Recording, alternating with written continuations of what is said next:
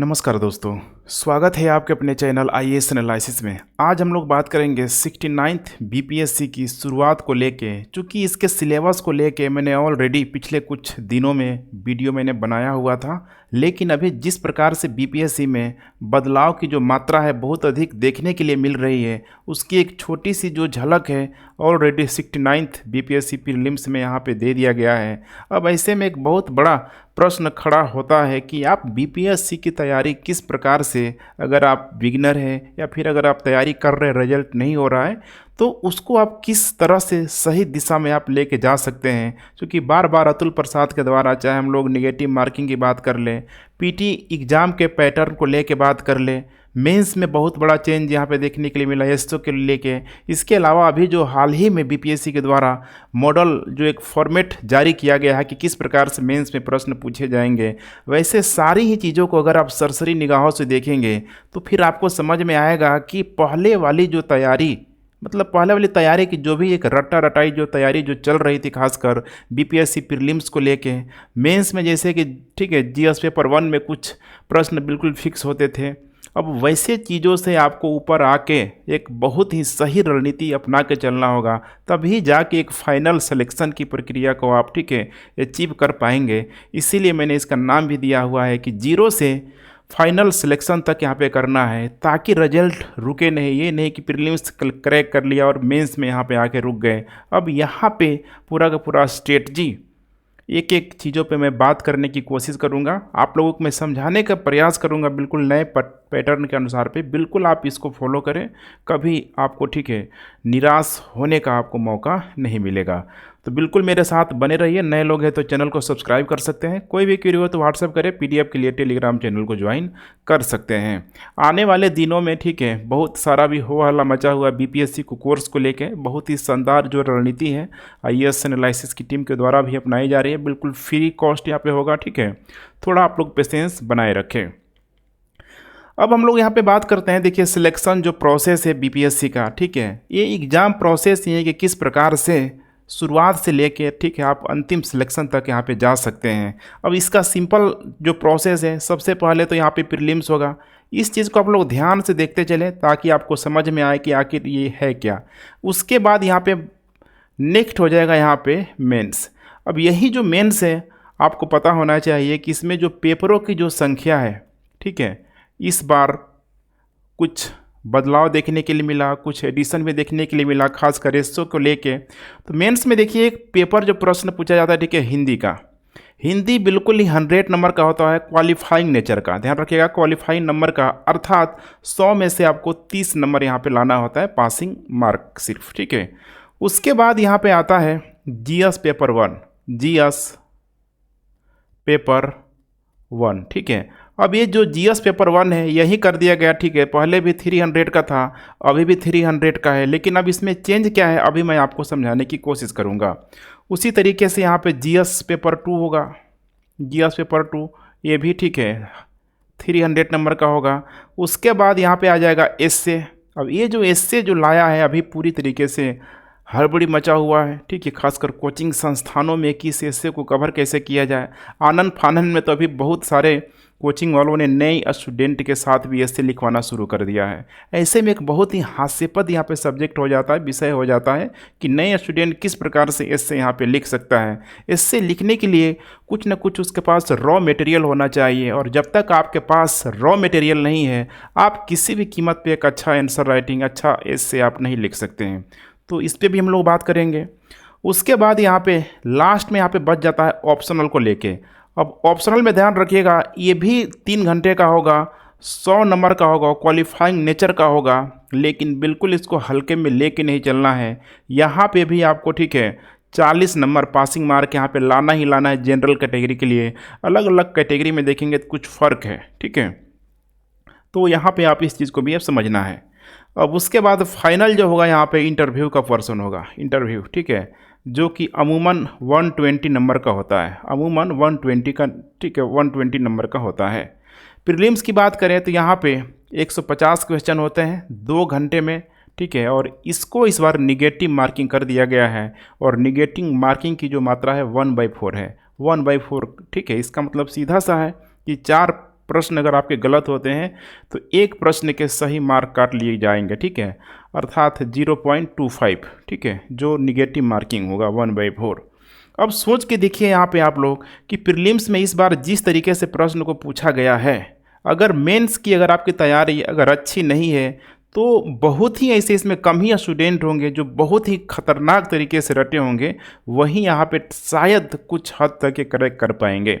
Otherwise अगर मैं हम बात करें, ठीक है, रेलवे या फिर एसएससी या फिर बीएसएससी, ऐसे बहुत सारे स्टूडेंट जो तैयारी करते हैं इस बार उनको भी अंदाज़ा ज़रूर लग गया होगा कि बीपीएससी प्रीलिम्स पहले जैसा प्रीलिम्स यहाँ पे नहीं रह गया है, क्योंकि निगेटिव मार्किंग के साथ साथ इस बार बीपीएससी ने ऑप्शन के साथ भी बहुत अधिक बदलाव किया। जितना हो सकता था डिफ़िकल्ट करने का प्रयास किया और सोशल मीडिया में चल भी रहा था कि बीपीएससी ने बीपीएससी के प्रश्न की जगह यूपीएससी के प्रश्न को यहाँ पे पूछ लिया।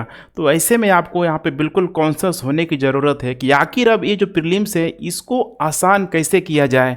तो इसका आसान करने का तरीका एक ही चीज़ है, देखिए मेंस अगर यहाँ से आपका, ठीक है, अच्छे तरीके से कंप्लीट होता है तभी आप कंसेप्चुअल तरीके से, ध्यान रखिएगा मैं कॉन्सेप्ट की बात कर रहा हूँ, बिल्कुल एक समझदार तरीके से, समझदारी के माध्यम से आप इस प्रीलिम्स को भी, ठीक है, क्रैक करने की स्थिति में होंगे, जैसे कि यूपीएससी में होता है। सबसे पहले होता है कॉन्सेप्ट, उसके बाद से कुछ उसमें 10 से 15% फैक्ट का जो वेटेज होता है, ठीक उसी प्रकार से आपको बीपीएससी में देखने के लिए मिलेगा। लेकिन कब ये होगा? जब आप इस प्रक्रिया से गुजरेंगे।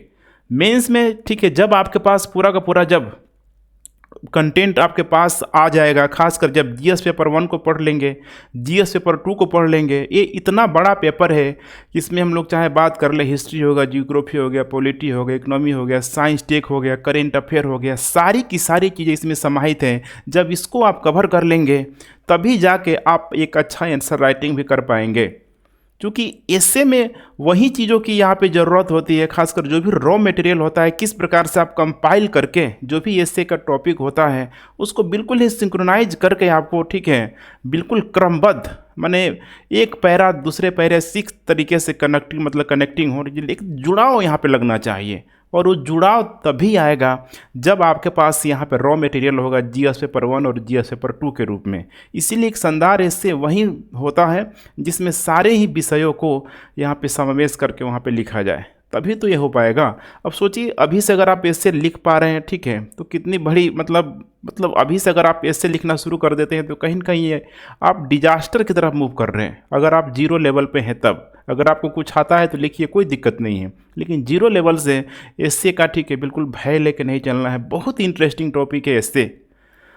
ऑप्शनल को भी आपको इग्नोर करके नहीं चलना है, क्योंकि यहाँ पे भी 40%, ठीक है, मतलब 40 नंबर आपको 100 में लाना ही लाना है। ऑब्जेक्टिव नेचर है, ध्यान रखिएगा, ऑब्जेक्टिव प्रकृति का है, तो इसमें भी हम लोग आगे चल के बात करेंगे। अब यहाँ पे देख पा रहे हैं इंटरव्यू 120 नंबर का। अब देख पा रहे हैं इंटरव्यू में, सोचिए कि अगर आपका मेंस की तैयारी अच्छी नहीं होती, इंटरव्यू में जाकर आप क्या बोलेंगे, किस तरीके से इंस्टेंट अगर सामने वाला, ठीक है, जो इंटरव्यूअर है, अगर आपसे प्रश्न पूछ रहा है ऑन द स्पॉट, आपकी, ठीक है, थिंकिंग लेवल क्या है, आपकी आइडियोलॉजी क्या है, किस प्रश्न को आप किस प्रकार से डील करते हैं, वो उसी समय भाप जाएगा। और 120 नंबर का है, ध्यान रखिएगा, 120 नंबर में आपको यहाँ पे एक नंबर का आपके फाइनल सिलेक्शन के लिए इसका, ठीक है, मायने रखेगा ही रखेगा। ऐसे यहाँ पे, ठीक है, जो मेरे कुछ फ्रेंड सर्कल में भी है, कुछ स्टूडेंट भी है जिनका इंटरव्यू में अच्छा स्कोर होने की वजह से ही उनका फाइनल सिलेक्शन हुआ है। सोचिए, फाइनल सिलेक्शन हुआ इंटरव्यू में अच्छा होने की वजह से। इसमें अगर 2-4 नंबर का अंतर होता तो पूरी तरीके से वे, ठीक है, पुनः पीटी की तैयारी कर रहे होते। लेकिन यहाँ पे उन लोगों ने, ठीक है, अगर बल दिया, अच्छा प्रयास किया, तो उसका सबसे बड़ा जो कारण है मेंस। इसीलिए मैं बार बार इस मेंस में यहाँ पे फोकस करने की कोशिश कर रहा हूँ। अब आइए हम लोग नेक्स्ट यहाँ पे बात करते हैं। इस बार देखिए प्रश्नों की प्रकृति को लेके, देखिए यहाँ पे 68th बीपीएससी प्रीलिम्स का पेपर है। अगर आप लोगों ने दिया होगा या फिर जो भी नए स्टूडेंट है वो इस चीज़ को देखें और थोड़ा समझने की कोशिश करें। पूछ रहा है कि किसने बंगाल में महलवाड़ी बंदोबस्त प्रणाली की यहाँ पे शुरुआत की। हेस्टिंग है, कॉर्नवालिस है, होल्ट मैकेंजी, और सबसे बड़ा जो, ठीक है, इस बार दर्द देने वाला ऑप्शन था डी और ई, उपयुक्त में से एक से अधिक और उपयुक्त में से कोई नहीं। पहले ये देखिए सेपरेट नहीं हुआ करता था, पहले एक ही में कंबाइंड होता था, लेकिन सेपरेट करने से अब यहाँ पे चैलेंज और अधिक बढ़ गया, इस बार कट ऑफ मार्क में, ठीक है, आपको ये इसका खेल आपको साफ साफ देखने के लिए मिलेगा ही मिलेगा जब रिजल्ट आएगा बीपीएससी प्रीलिम्स का। अब समझ रहे हैं, आमतौर पे इस प्रश्न को, ठीक है, अगर हम लोग देखें तो जनरली जो है यहाँ पे कोचिंग संस्थानों में देखेंगे तो यहाँ पे एक तरीके से रटा दिया जाता है कि बंगाल के क्षेत्रों में पूरी तरीके से परमानेंट सेटलमेंट, अस्थाई बंदोबस्त, इधर जो है खासकर, ठीक है, पंजाब के क्षेत्रों में महलवाड़ी, और इधर दक्षिण में आएंगे तो इधर हो जाएगा पूरी तरीके से, ठीक है, रैयतवाड़ी सिस्टम। अब ऐसे में पूछ लिया कि महलवाड़ी बंदोबस्त प्रणाली बंगाल में। अब यहाँ पे अगर आपको आइडिया नहीं है, और ये आइडिया कब लगेगा, जब आप कंसेप्चुअल स्टडी करने बैठेंगे तो फिर आपको समझ में आएगा कि किस प्रकार से होल्ट मैकेंजी ने इन क्षेत्रों में क्यों यहाँ पे महलवाड़ी बंदोबस्त लागू की। अब इसको हो सकता है कि कोई टेस्ट सीरीज लगाया होगा, उसके, ठीक है, मतलब सरसरी निगाहों से निकल गया होगा, वो सही भी कर दिया होगा, लेकिन वो गलती से सही हो जाना, ठीक है, अगर सही हो जा रहा है तो लॉन्ग टर्म उसका बेनिफिट नहीं मिलेगा, क्योंकि मेंस में भी तो इस तरह का प्रश्न आ सकता है। तो मैं एक छोटा सा एग्जांपल मैं आप लोगों को देने का प्रयास कर रहा हूं कि अभी भी अपनी तैयारी की प्रक्रिया को सुधार लें, कोशिश करें सबसे अधिक यहाँ पे मेंस में बल दें, और फिर उसके बाद से को रिलेट करके पीटी को पढ़ें, फिर उसी को रिलेट करके बिहार स्पेशल को पढ़ें। पूरी की प्रक्रिया, ठीक है, एक साथ करने का प्रयास करें, ताकि आप जो रटने की प्रक्रिया से बाहर होके कंसेप्चुअल प्रक्रिया में आप बीपीएससी जो डिमांड कर रहे हैं यहाँ पे आप शामिल हो जाए। एक सोचने वाला प्राणी बनाने की, ठीक है, बीपीएससी कोशिश कर रहा है, ताकि आप प्रशासनिक जैसी गतिविधियों में जब शामिल हो तो एक थिंकिंग लेवल खुद आपके अंदर वो चीज़, ठीक है, दिखना चाहिए। उसके बाद हम लोग बात करते हैं यहाँ पे मेंस में। तो मेंस में इस बार बीपीएससी ने साफ साफ मॉडल, जो कह सकते हैं कि फॉर्मेट, क्वेश्चन का जो मॉडल फॉर्मेट जारी किया है, ये भी बहुत अधिक आश्चर्यचकित करने वाला है।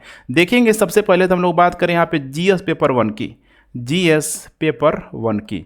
अब जीएस पेपर 1 जैसे कि आपको पता है कि 300 मार्क का होता है, इसको अलग अलग सेक्शन में यहाँ पे बांटा जाता है। जैसे कि 3 सेक्शन है इसका, सेक्शन 1, दूसरा है यहाँ पे सेक्शन 2, ध्यान से देखते चलिए आप लोग, और तीसरा है यहाँ पे सेक्शन 3। अब यहाँ पे देखिए सेक्शन 1 में जो कि इसमें 2 टॉपिक शामिल होता है, एक तो होता है मॉडर्न हिस्ट्री और दूसरा होता है art and culture. Modern history और आर्ट एंड कल्चर, इसमें अब क्या किया है यहाँ पे, ठीक है, तो 38 नंबर का, क्योंकि यहाँ पे 114 नंबर का प्रश्न पूछा जाता है, इसमें 3 प्रश्न पूछा जाता है, 38 × 3 मैंने, ठीक है, 3 × 38 कर दीजिए, 3 प्रश्न है, एक प्रश्न का वेटेज होता है 38 नंबर का, 38 नंबर का। अब यहाँ पे देखिए समस्या क्या है, अब यहाँ पे 3 जो प्रश्न पूछा जाएगा, 3 प्रश्न यहाँ पे पूछा जाएगा, एक प्रश्न बिल्कुल फिक्स होगा, ध्यान से देखते चलिए, आर्ट एंड कल्चर और मॉडर्न हिस्ट्री से 38 नंबर का होगा। और इसमें बोला गया है कि हम संक्षेप में, शॉर्ट में हम, ठीक है, प्रश्न पूछेंगे। तो शॉर्ट में जब प्रश्न पूछेगा तो हो सकता है कि एक प्रश्न, ठीक है, 5 नंबर का हो, 10 नंबर का हो, यहाँ पे कोई भी प्रोबेबिलिटी यहाँ पे बन सकती है, क्योंकि इस बार जब मेंस जो भी लोग एग्जाम देंगे फिर वहाँ से फ्रेम निकल के आएगा। तो वैसे में आपको समझना है कि पहले जैसा कुछ रटा रटाए चीज़ों को देख के नहीं जाना है कि कुछ, ठीक है, सिलेक्टेड चीज़ों को देख लिया, वहाँ से पीटी में पूछ लिया जाएगा, सॉरी मेंस में पूछ लिया जाएगा। तो यहाँ पे फिर से आपको, ठीक है, समझने की कोशिश करना है। तो 38 नंबर अब क्या हो सकता है, यहाँ पे बिल्कुल फिक्स है, एक ही प्रश्न होगा 38 नंबर का, और यहाँ पे क्या होगा, अलग अलग, ठीक है, हो सकता है कि art and culture, modern history, दोनों ही जगहों से कुछ शॉर्ट फॉर्म में, ठीक है, लिखने के लिए दे दें, जैसे कि एमपी पीसीएस में होता है, राजस्थान पीसीएस में होता है। दूसरा यहाँ पे क्वेश्चन होगा, फिर से बोला है कि आर्ट एंड कल्चर अब प्लस मॉडर्न हिस्ट्री से, ध्यान से देखते चलिए, आर्ट एंड कल्चर और क्या है यहाँ पे, मॉडर्न हिस्ट्री से। यहाँ पे हम 2 प्रश्न पूछेंगे, 2 प्रश्न पूछेंगे, जिसमें से आपको एक का जवाब देना है। तीसरा में सेम प्रोसेस है, art and culture plus modern history से 2 प्रश्न पूछेंगे और आपको एक प्रश्न का जवाब देना है। अब इतना कंप्लीट हो गया, ये था, ठीक है, हिस्ट्री और आर्ट एंड कल्चर का पोर्शन। अब दूसरे सेक्शन की हम लोग बात करें तो यहाँ पे होता है, देखिए, current affair, national plus international जो भी इशू होता है, नेशनल प्लस इंटरनेशनल जो भी इशू होता है, सेम प्रोसेस यहाँ पे भी बोला गया है, यहाँ पे कि इसको 3 सेक्शन में यहाँ पे बांट दिया गया है। ध्यान से देखते चलिए, ठीक है। मैंने 3 खंड में यहाँ पे बांट दिया गया है। पहले में बोला गया है कि नेशनल और इंटरनेशनल से 38 नंबर का प्रश्न पूछेंगे, जो बिल्कुल फिक्स होगा। इसमें कोई आपको अल्टरनेट ऑप्शन नहीं मिलेगा, और इसमें छोटे छोटे, ठीक है, संक्षेप में लिखने के लिए दिया जाएगा। और बार बार मैं बोल रहा हूँ संक्षेप में, शॉर्ट नोट्स में लिखने के लिए जब कहा जाएगा, तो इसके लिए फिर आपको, ठीक है, पढ़ना पड़ेगा चीज़ों को अच्छे तरीके से। कहाँ से कौन प्रश्न यहाँ पे दे दिया जाएगा, कोई यहाँ पे, ठीक है, अभी संभावना नहीं बन रही है। दूसरा है यहाँ पे, ठीक है, यहाँ भी 38 नंबर का होगा, ध्यान रखिएगा। और इसमें पूछा जाएगा 2 प्रश्न, जिसमें से 1 प्रश्न का जवाब देना होगा। ठीक उसी तरीके से यहाँ भी होगा 2 प्रश्न, 1 प्रश्न का आपको जवाब देना होगा। तीसरा सेक्शन है यहाँ पे स्टैटिक्स पोर्शन का, ठीक है, सांख्यिकी का। यहाँ पे 2 प्रश्न पूछा जाएगा 36 नंबर का, ठीक है। और इसमें क्वेश्चन की संख्या ध्यान रखिएगा, ठीक है, 4 होगा। 4 में से आपको 2 जवाब होगा, लेकिन इसमें भी सेक्शन 2 अलग अलग खंडों में बांट दिया गया है। हर में 2 प्रश्न होगा, हर में 2 प्रश्न होगा, जिसमें से आपको एक एक प्रश्न का, ध्यान रखिएगा, एक एक प्रश्न का आपको जवाब देना होगा। अब देखिए, इस पैटर्न को समझने की कोशिश कीजिए, और आप लोग, ठीक है, बिल्कुल ही यहाँ पे एक कंक्लूजन निकालने की कोशिश करेंगे कि यहाँ पे अगर हम लोग बात करें मॉडर्न हिस्ट्री की, आर्ट एंड कल्चर की, इसके अलावा नेशनल इंटरनेशनल रिलेशन की, तो यहाँ पे क्या लग रहा है कि अगर आप लोग रटा रटाई प्रक्रिया से, ठीक है, अगर कुछ सिलेक्टेड चीज़ों को देख के जाते हैं, तो क्या ये शॉर्ट आंसर कर पाएंगे? लंबा चौड़ा तो देखिए 38 नंबर का है, थोड़ा बहुत लिख देंगे तो नंबर यहाँ पे आप आ जाएगा। सोचिए, अगर ये 38 नंबर है यहाँ पे, अगर एक प्रश्न अगर 10 नंबर का, अगर सोचिए, ठीक है, 3 से 4 अगर ऐसे, ठीक है, प्रश्न अगर पूछा जा रहा है, या फिर क्या पता 5 नंबर का भी हो सकता है, 3 नंबर 2 नंबर का भी हो सकता है। ऐसे में अगर आएगा तभी तो आप लिख पाएंगे, अदरवाइज पूरा का पूरा ही 38 नंबर सोचिए हाथ से निकलने वाली स्थिति में रहेगा। इसीलिए अभी से आप लोग बिल्कुल एक्टिव हो जाए। ठीक, अब यहाँ पे हम लोग बात करें जीएस पेपर 2 की। जीएस पेपर 2 की, तो जीएस पेपर 2 में जैसे आपको पता होना चाहिए, इसमें भी जो सब्जेक्ट होता है, पहला तो यहाँ पे पॉलिटी हो जाएगा, पॉलिटी।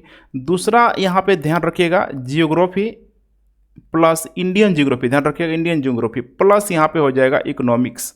और तीसरा यहाँ पे सेक्शन हो जाएगा साइंस टेक्नोलॉजी, अप्लाइड वे में होता है, ध्यान रखिएगा अप्लाइड वे में, ठीक है। ये भी होता है कितने नंबर का? 300 नंबर का। अब 300 नंबर का होता है, देखिए यहाँ पे इस पैटर्न को समझने की कोशिश कीजिए।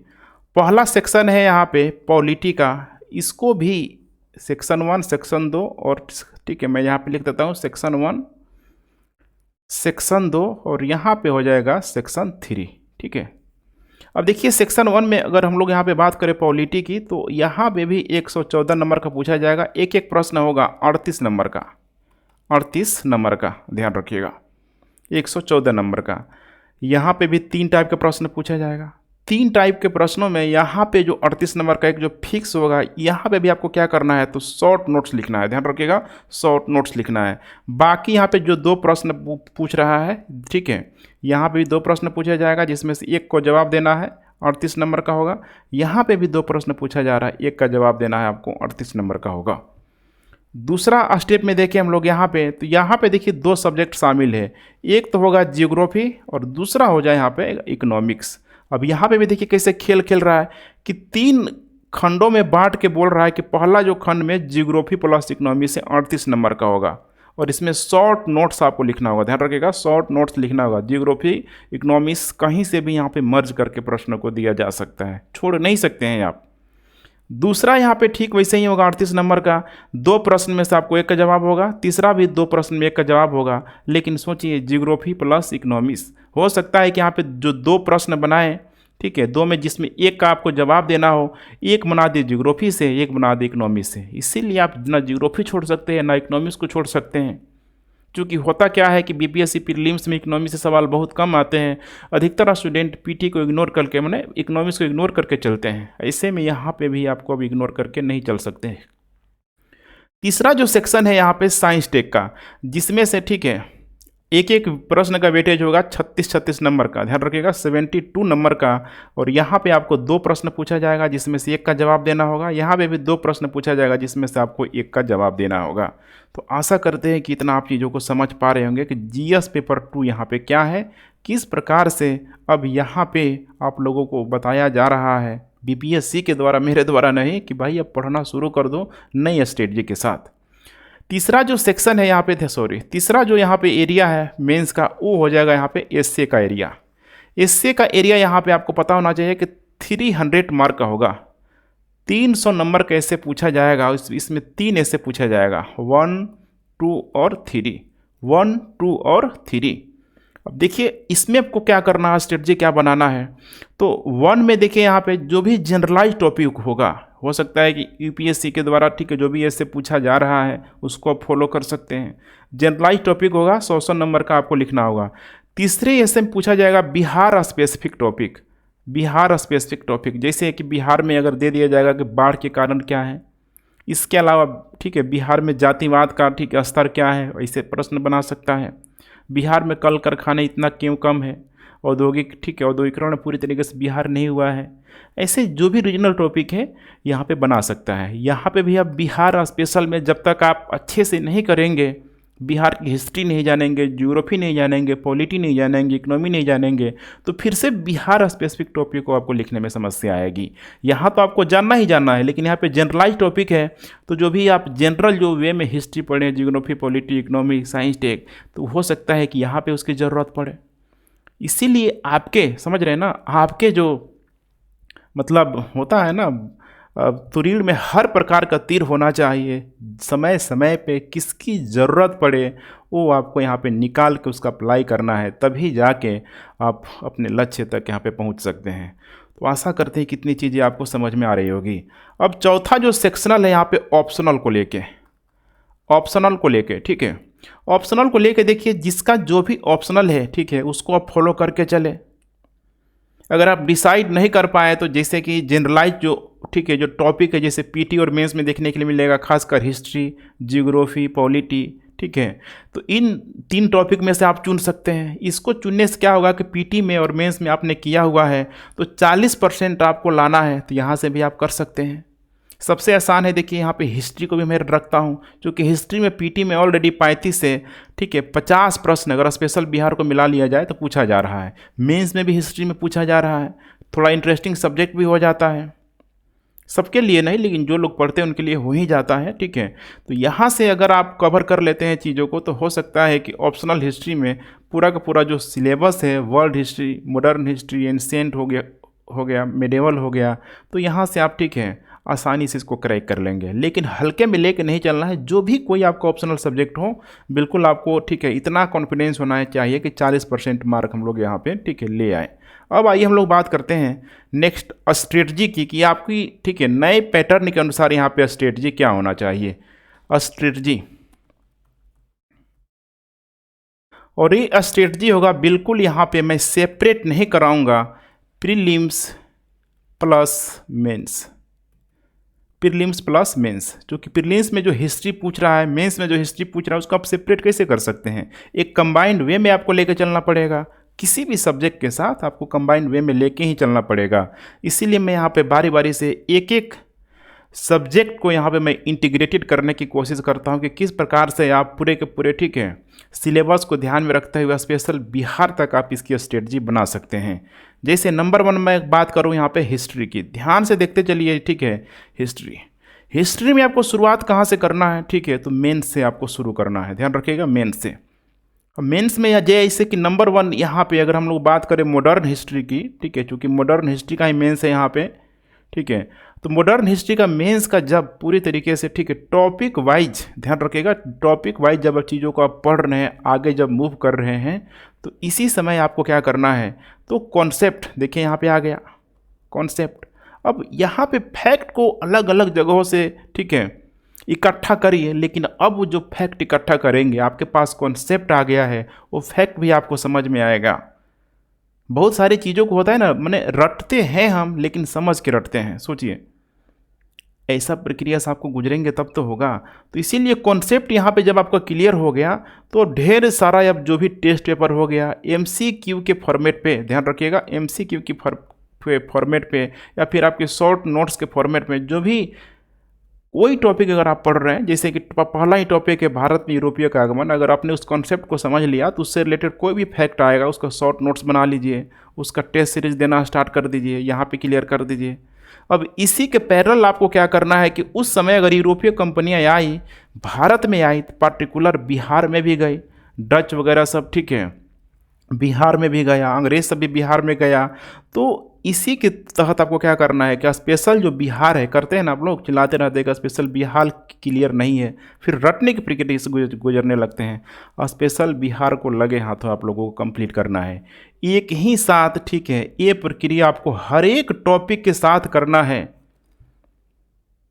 हर एक टॉपिक के साथ करना है, आंसर राइटिंग के साथ साथ, ठीक है, टेस्ट सीरीज के साथ साथ स्पेशल बिहार तक। इससे क्या होगा, तो आप स्पेशल बिहार के तहत, ठीक है, जो भी टॉपिक आएगा उसमें अगर एक एंगल डालना होगा इस मॉडर्न हिस्ट्री से, इससे में, ठीक है, तो यहाँ से आप ले सकते हैं। चीज़ों को आप समझिए मेरी। दूसरा अगर हम लोग बात करें यहाँ पे जियोग्राफी की, ठीक है, जियोग्राफी की, तो इसमें देखिए वर्ल्ड भी आ जाता है, इंडियन भी आ जाता है। तो वर्ल्ड जियोग्राफी का यहाँ पे जो भी मैपिंग है बहुत ज़रूरी हो जाता है, वर्ल्ड जियोग्राफी का जो कॉन्सेप्ट यहाँ पे बहुत ज़रूरी हो जाता है। तभी तो आप मानसून समझेंगे, तभी तो जानेंगे साइक्लोन कैसे बनता है, तभी तो जानेंगे कि हीट बजट क्या है। तो एक बार वर्ल्ड जियोग्राफी का जितना है तेज़ी से आप, ठीक है, इसको करने के प्रयास करें, फिर उसका जो अप्लाई है इंडियन ज्योग्राफी में करें। जब इंडियन ज्योग्राफी में अप्लाई कर लेंगे तो फिर वही अप्लाई आप बिहार में भी कर सकते हैं। अब बिहार में क्या करना है कि ठीक इसी प्रकार से जैसे कोई भी टॉपिक पढ़ रहे हैं, सपोज करिए कि अगर कोई टॉपिक है, जैसे कि अगर आप, ठीक है, मिनरल्स टॉपिक ही कर रहे हैं, मिनरल्स, ठीक है, तो मिनरल्स कर रहे हैं तो पूरे विश्व में जैसे सबसे अधिक गोल्ड कहाँ मिलता है उसको आप करिए। उसके बाद भारत में कहाँ मिलता है, फिर बिहार में नहीं आपको पता चलेगा बिहार में कहाँ मिलता है। ऐसे में इस प्रकार की मैं स्टडी में करने का आपको कह रहा हूँ कि बिल्कुल ही एक, समझ रहे हैं ना, सिंक्रोनाइज्ड स्टडी यहाँ पे होना चाहिए। इस स्टडी में समय लगता है, 1-2 महीने में इसे आप नहीं कर सकते हैं, लेकिन एक बार आप समय दे के देखिए, ठीक है। ये जब तक आपका फाइनल सिलेक्शन नहीं होगा फिर आपको बार बार इसी प्रक्रिया से पढ़ने का मन करेगा, और नहीं होने का इस प्रक्रिया से यहाँ पे सवाल ही पैदा नहीं होता है। ठीक, अब वैसे ही यहाँ पे जियोग्राफी के साथ किए, इसमें कोई भी टॉपिक ले लीजिए, ठीक है, चाहे हम लोग रिवर की बात करें, रिवर में एक जगह, ठीक है, इकट्ठा करने का प्रयास कीजिए, वर्ल्ड का रिवर, इंडिया का रिवर, फिर बिहार का रिवर। मैपिंग को अपना स्ट्रॉन्ग कीजिए, यहाँ पे थ्योरी जो पोर्शन है उसको स्ट्रॉन्ग करने का प्रयास कीजिए, फिर देखिए कि सिलेक्शन यहाँ पे कैसे नहीं हो रहा है। क्योंकि अब यहाँ पे देखिए मेंस के स्तर पे आ रहा है, और मेंस के स्तर पे आपको वर्ल्ड ज्योग्राफी में जो भी कॉन्सेप्ट, ठीक है, आपने पाया है आपको इंडिया में अपनाना है, ठीक है, लगाना है, फिर आपको बिहार में भी उस कॉन्सेप्ट को अपनाना है। अब ठीक यही चीज़ क्या हो रहा है, पॉलिटी के साथ हो रहा है। अब पॉलिटी में जैसे ही आपने पॉलिटी को कंप्लीट किया है, जैसे कि अगर मैं 67वें बीपीएससी की बात करूँ तो उसमें पूछ लिया गया था, ठीक है, जब इस संविधान का जब निर्माण चल रहा था, हमने खासकर संविधान के, ठीक है, निर्माण के पहले जो भी यहाँ पे मंत्रालय जो बटा हुआ था उसमें श्रम और विभाग मंत्रालय दे दिया था, जिसको, ठीक है, जगजीवन राम को मिला था। अब एक बार थोड़ा सा अगर पॉलिटी को, ठीक है, आप रिव्यू करेंगे तो जैसे ही एक पॉलिटी की, ठीक है, खासकर प्रस्तावना वगैरह उसके पहले का टॉपिक अगर आपको समझ बन जा रहा है कि कैबिनेट के मिशन के समय, ठीक है, जब चुनाव हुआ तो फिर एक जो अस्थाई सरकार का जो गठन हुआ उसमें बिहार से डॉक्टर राजेंद्र प्रसाद का नाम आएगा, जगजीवन राम का नाम आएगा। तो वैसे नामों को एक बार, ठीक है, स्पेशल बिहार के स्तर पे आप क्यों नहीं देख सकते हैं वहाँ पे। अब उसको सेपरेट करना क्या ज़रूरी है, सोचिए, वहीं पे आप उसको कंप्लीट करिए। जहाँ जहाँ, ठीक है, अगर आप पढ़ रहे हैं, मतलब पूरे इंडिया का, ठीक है, पॉलिटिक्स अगर आप पढ़ रहे हैं, ठीक है, मतलब पॉलिटी एंड कॉन्स्टिट्यूशन अगर आप पढ़ रहे हैं, तो क्या उसको आप बिहार में अप्लाई नहीं कर सकते हैं। जब केंद्र में पढ़ेंगे कि भाई यहाँ पे संसद भवन है, तो बिहार में क्या विधानमंडल नहीं है। तो ऐसे ही आपको पैरेलल चीज़ों को लेके चलना होगा, तब जाके स्पेशल बिहार एक साथ सीक्वेंस में कॉन्सेप्ट प्लस फैक्ट के साथ साथ ये चीज़ें क्लियर हो जाएगा। यही चीज़ अब हर एक सब्जेक्ट के साथ आप अप्लाई करिए, इकोनॉमिक्स के साथ आप अप्लाई करिए। अब देखिए जब पूरा का पूरा ये जो प्रक्रिया है हर एक सब्जेक्ट के साथ अप्लाई कर लेंगे तो धीरे धीरे आपका आंसर राइटिंग भी अच्छा होने लगेगा। एक सब्जेक्ट पढ़ के आंसर राइटिंग आप बढ़िया, माने एक अच्छा आंसर राइटिंग, एक परिपक्वता वाला आंसर राइटिंग आप उसे कर नहीं पाएंगे। हर, ठीक है, जो भी प्रश्न पूछा जा रहा है, हिस्ट्री का प्रश्न पूछा जा रहा है, इसमें इकोनॉमिक्स का एंगल डालिए, डाला जाता है। हिस्ट्री का एंगल, ठीक है, पूछा जा रहा है, उसमें डालेंगे। ज्योग्राफी के लोकेशन के एंगल के दृष्टिकोण से जो भी कॉन्सेप्ट है उसको अप्लाई करिए, देखिए आपका आंसर, ठीक है, बाकी स्टूडेंट को पूरी तरीके से बीट कर देगा। ये होता है आंसर राइटिंग प्रक्रिया। अब यही चीज़ आपको क्या करना है, एस्से के साथ करना है। एक अच्छा मतलब एस्से आप तभी लिख सकते हैं जब अच्छी समझ हो इन सारे ही जो ह्यूमैनिटी के जो सब्जेक्ट है, history, geography, polity, economy, sociology, ठीक है, इंटरनल या फिर ठीक है आईआर, हम लोग इंटरनेशनल रिलेशन की बात करें, जितनी अच्छी पकड़ होगी, मैंने क्या बोला था तभी आपको, आपके तुरीर में हर प्रकार का तीर होना चाहिए कि जगह जगह आने पे आप उसका सही अप्लाई कर पाएँ। तो इस प्रोसेस से आपको गुजरना पड़ेगा और तभी जाके एक अच्छा एस्से आप लिख पाएंगे। सोचिए अभी हो हल्ला मचा के अगर आप एक नए स्टूडेंट से या फिर थोड़ा बहुत जिसे ठीक है मतलब शुरुआत ही किया है बहुत अच्छे, अगर उसको अच्छा कॉन्सेप्ट नहीं है क्या है हिस्ट्री क्या है जियोग्राफी, उससे आप एस्से लिखवाएंगे, किस प्रकार से उस एस्से लिखेगा। कितना भी उसके अंदर आप मोटिवेशन डाल दें, ठीक है, वो तो भाई हवा है, गुब्बारा है, उसका फटना तय है। इंटरनल चीज़ों को ध्यान रखिएगा, इंटरनल चीज़ों को आपको मजबूत करने से ही ये सारी चीज़ें मजबूत होगी, और वो इंटरनल चीज़ और कुछ नहीं है बल्कि यही है। इसे करने के लिए आपके पास क्या होना चाहिए? समय होना चाहिए। ध्यान रखिएगा, समय होना चाहिए।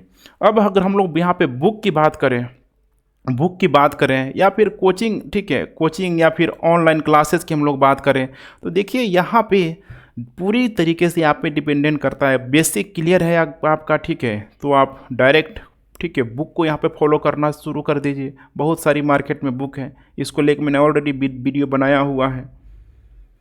बिल्कुल ही बेसिक क्लियर है तो अब एनसीईआरटी को पढ़ने का आदत अभी भी डाल लीजिए। खासकर एनसीईआरटी में हिस्ट्री इतना बढ़िया लिखा गया है, पॉलिटी तो पूछिए ही नहीं कितना बढ़िया लिखा गया है, इकोनॉमी भी शानदार तरीके से लिखा गया है, जियोग्राफी में थोड़ा बहुत समस्या हो सकती है, कॉन्सेप्चुअल चीज़ें हैं, लेकिन फिर भी इतनी समस्या नहीं देगी।